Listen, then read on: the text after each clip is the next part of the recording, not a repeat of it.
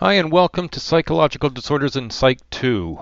We're going to divide it into two parts. In the first part, we're going to look at what is abnormal, and then we're going to start looking at some of the psychological disorders, and we're going to do it kind of on the brief side, as there's an entire program on abnormal psychology. And so we'll look at anxiety disorders and some of the variations of what that is. And we're going to look at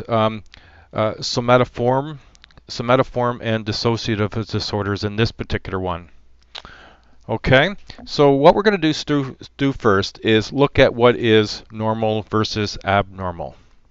And what you're seeing here is that's me outside in my shorts, and there's a lot of people who think I'm abnormal. So I thought, well, we'll use me as an example. Psychological disorders, these are mental processes and or the behavior patterns and what they cause. Now, there are some conditions in which need to be met for it to be considered abnormal. And one of the causes is emotional distress, substantial impairment in functioning. So when we think is what is abnormal, is the behavior considered strange within the person's own culture?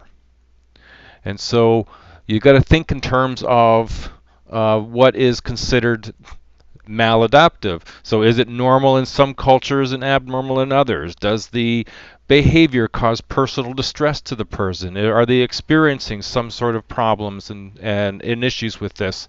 So is the behavior maladaptive? Does it lead to healthy or impaired functioning? Washing your hands before you eat is healthy. Washing your hands 100 times daily is maladaptive. So when you look at my behavior, is it maladaptive? Well, is it unhealthy? Well, I don't get a cold, I don't get sick because of my wearing shorts. Does it impair my functioning? Well, some say that it does, but for the most part, no, it doesn't. So I don't think it really meets, is the behavior maladaptive? Is the person legally responsible for his or her own acts? It's a priority for someone committing to be committed to a mental hospital, as if that person is seen as legally responsible. The term insanity is not used by mental health professionals, and it's a legal term that's used in court. Mass murderer Jeffrey Dahmer was ruled legally responsible for his behavior, which was clearly abnormal. So in my instance, am I a person legally responsible for his or her own acts? Yes, I am. Is the person in danger of self and others? Well, perhaps if I'm outside in -40 for 8 hours, I'm in danger of illness, maybe even death. But that's not what I do. And so in terms of, one, I'm responsible, and two, this is not causing me harm, and it doesn't harm others. Now, my mom used to say all the time, "You're making me cold, Steve." So it might be argued that I may have caused my mom some discomfort. Does the behavior cause personal distress? Well, in my instance, no, it doesn't. And so when we think in terms of psychological disorders, what is normal and what is not normal, these are the questions, these 4 questions that are asked to make that sort of determination as to whether or not. Now, you'll find that information in your textbook as well. Now, in the field of abnormal psychology and psychiatry, there is the use of defining and classifying psychological disorders. And what you're seeing on the right side is the DSM-4. Now, the Diagnostic and Statistical Manual of Mental Disorders. Now, that's not the most current. The most current you'll find is the 5th version, but it's also a controversial one. This DSM was first published in 1952, and this one that you're seeing on the screen was published in the year 2000, and then the one that was published, number 5, was published last year in March, I believe it was, of 2014. Could have been 2013. In it, there are 300 specific disorders listed along a criteria to make a diagnosis. It's used by therapists, researchers, mental health workers, and insurance companies.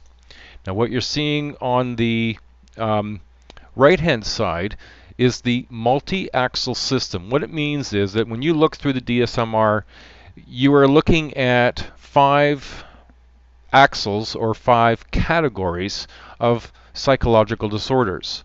There are clinical disorders, personality and mental retardation disorders. There are general medical conditions, psychosocial environmental problems, and global assessment functioning.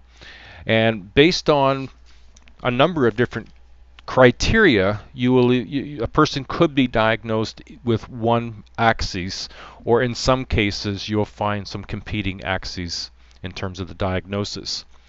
Now, we're not going to go into a great deal of detail about that, but there is a, shall we say, a manual by which psychiatrists and psychologists will use to help guide and judge their diagnoses. Now, let's start with looking at anxiety disorders. Anxiety disorders are psychological disorders characterized by frequent, fearful thoughts about what might happen in the future. Now, some anxiety is normal and it's appropriate. Stressful situations can and do respond to in useful and meaningful manners. Now, anxiety is not normal when it interferes with our social and work environments. Now, it's going to be very clear distinction in all of abnormal psychology to make that clear distinction that many of the things that you will read about in this chapter or in abnormal psychology, you might say to yourself, well, that's something like what I do. The difference is, does it interfere with your social life or your workplace? That is to say, do you miss work, avoid friends, do things out of what would be considered normal for long and extended periods of time based on an anxiety and fear about what might happen in the future? And there's a very distinct difference between feeling anxious sometimes, missing a meeting periodically over the course of a year, as opposed to every opportunity that arises for the next 6 months. Then that will affect your life much more significantly than dropping the ball from time to time. Now, there are 2.9 million, or 29% of the Canadian population, who will be touched with general anxiety disorder, panic attacks, phobias, or obsessive compulsive disorder, which fits within the anxiety disorders. Now, general anxiety disorder, also known as GAD, G-A-D, excessive anxiety or worry that a person finds difficult to control or to manage. They could be worrying about money, or about their health, or about their health of themselves or the health of others. It affects other parts of their life. Remember defining the psychological disorders we just did looking at me outside in the shorts, that they must meet that criteria and have this experience of anxiety for at least 6 months or more. This doesn't mean once or twice in 6 months. This means regularly, ongoing, in a way that is uncomfortable and affects your daily life. Experience these symptoms. They're tired, irritable, tense. They have difficulty sleeping. They might be trembling, have heart palpitations, sweating, nausea, diarrhea. It's not normal, regular anxiety. This is something that becomes an overwhelming experience. Tends to affect women more than men, about 5.7 of the North American population. Most notably for treatment as antidepressant drugs and cognitive and behavior therapies can be very, very helpful. Now, when we carry on with anxiety disorders, we can find a number of others, one being panic disorder. People with reoccurring panic attacks can be diagnosed with panic disorder. Now again, panic attacks and any of these diagnoses are not things that happen just once in a while and in a little way. These are significant life-altering experiences. Panic attacks are episodes of overwhelming anxiety, fear, or terror. About 2% of men and about 5% of women in the U.S., equivalent roughly in Canada, experience this. These symptoms can include pounding heart, uncontrollable trembling and shaking, sensations of choking and smothering, feelings as if you're going to die, feeling as though you're going crazy. The more catastrophic the belief, the more intense the panic. Recurring panic attacks can be diagnosed as panic disorder. Anxiety about the occurrence or consequences of future attacks, significant health and social consequences. Frequently, they visit the doctor's office and emergency rooms, increased risk for abuse of alcohol and other drugs. The most common form of treatment is medication and psychotherapy. Now, what you may be more familiar with as a form of anxiety disorder are phobias. These are persistent and irrational fears. Now, they're persistent in that they occur regularly and they affect your everyday life, and they're irrational even to the point that the person recognizes that they're irrational. Irrational fear of some specific object, situation, or activity that poses little or no real danger. People who suffer phobic responses realize their fears are irrational, but they feel compelled to avoid the fear situations or objects. So, for example, agoraphobia is the intense fear of being in a situation from which escape is not possible, or in which help would not be available if you experienced overwhelming anxiety or a panic attack. Life is planned around avoiding feared situations. You may not leave home unless accompanied by a friend or a family member, or when severe, not even then. Women are four times more likely than men to be diagnosed, and typically begins in early adult years with panic attacks. Leads to avoidance of places or situations where attacks occur. Affects physical, psychological, social, occupational, and interpersonal and economic areas of life. Now, another form of phobia, that's one that maybe people have heard of, is called social phobia.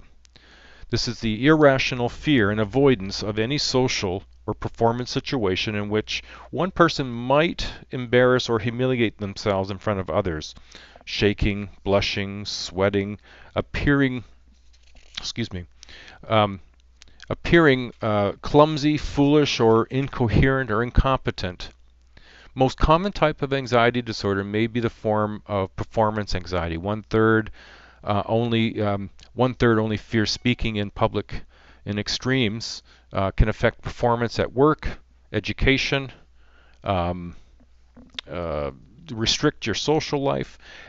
Many, unfortunately, turn to alcohol or tranquilizers to reduce these symptoms or effects. Now, if we move into other forms, we can look at the more specific phobias. And again, some of these you'll be familiar with. Specific phobias mark a fear of a specific object or a situation. A general label for any phobia other than agoraphobia and social phobia would be specific phobia.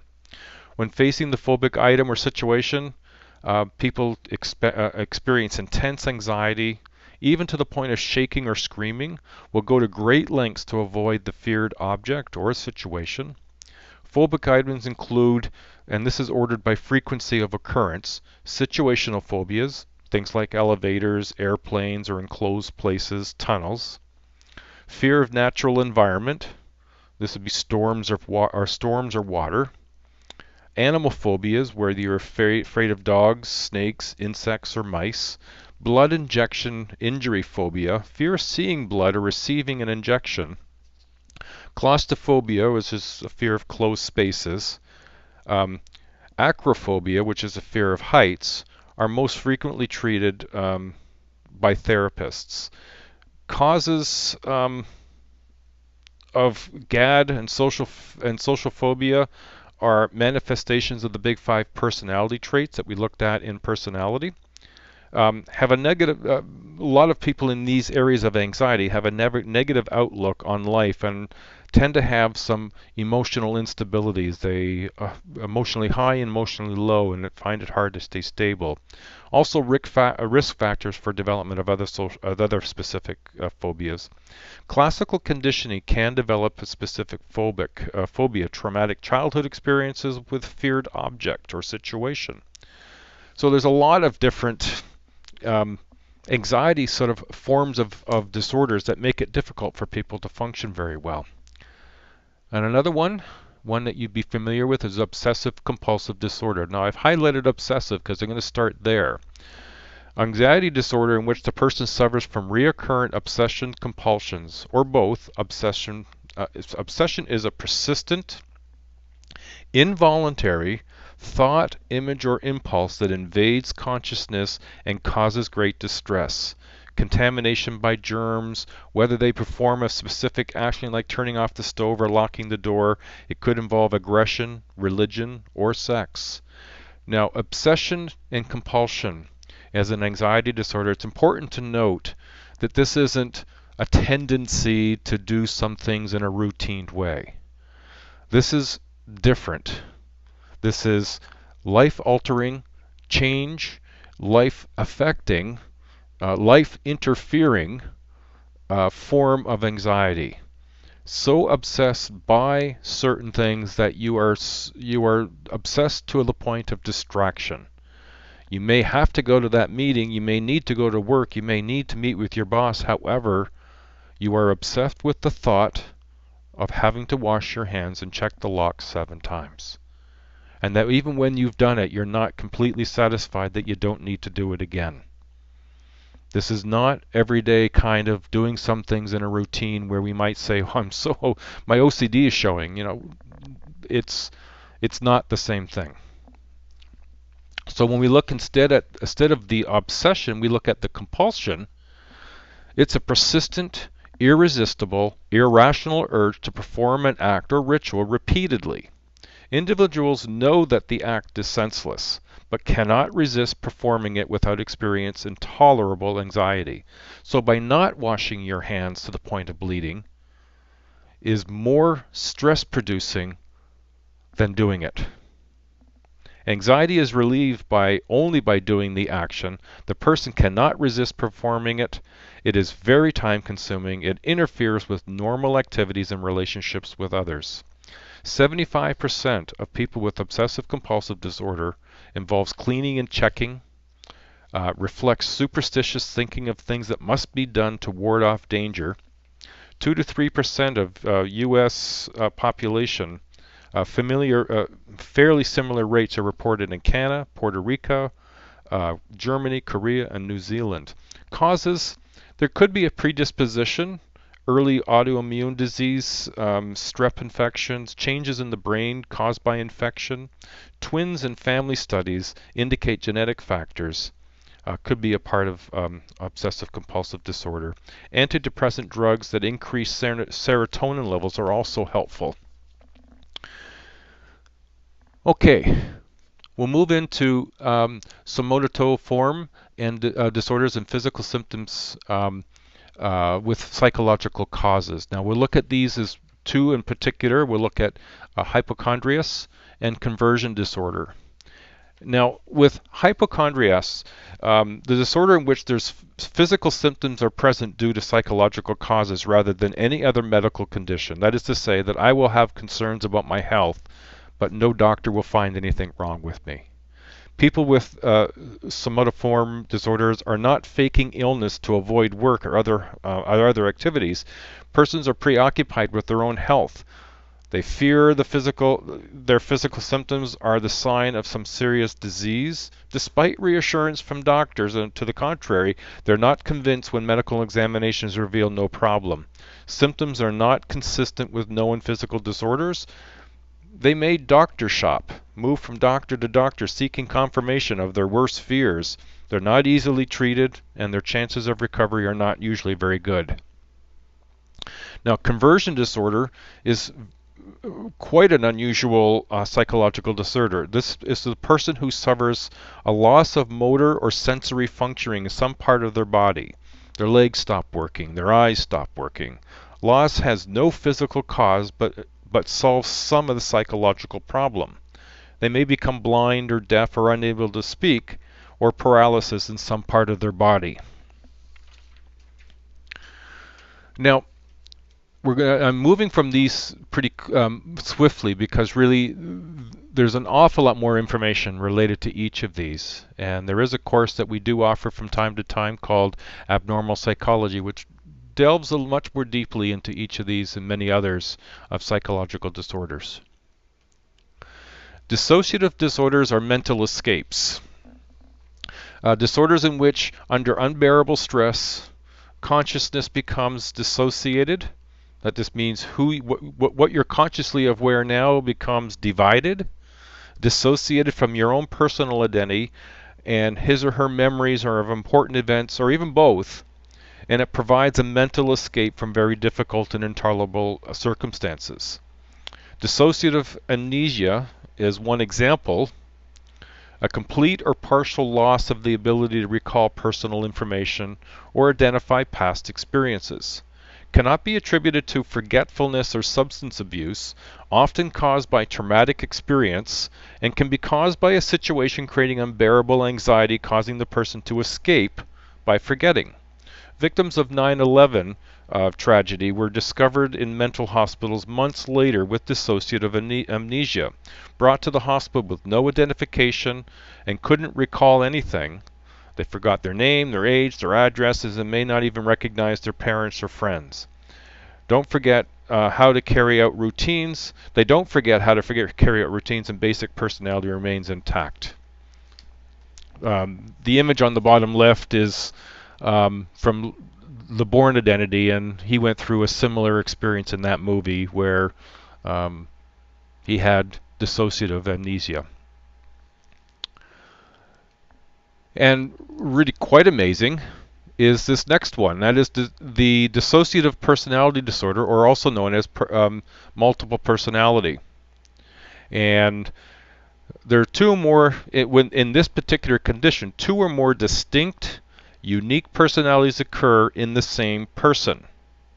Severe memory disruption concerning personal information about the other personalities. That just means that if you had, as in the book in the bottom left there, The Three Faces of Ease is a recounting of a woman who had three distinct personalities. Each didn't know the other person, and yet when one personality was dominant, the other two were not available, and time would be gapped until that next position came available, the next personality came up. Sybil was known to have had 21 different personalities. In 50% of the cases, there are more than 10 different personalities. Changes usually occur suddenly during stress. Host personality is in charge of the body most of the time. Alter personalities may differ radically in intelligence, speech, accent, vocabulary, posture, body language, hairstyle, taste in clothes, manners, handwriting, and sexual orientation.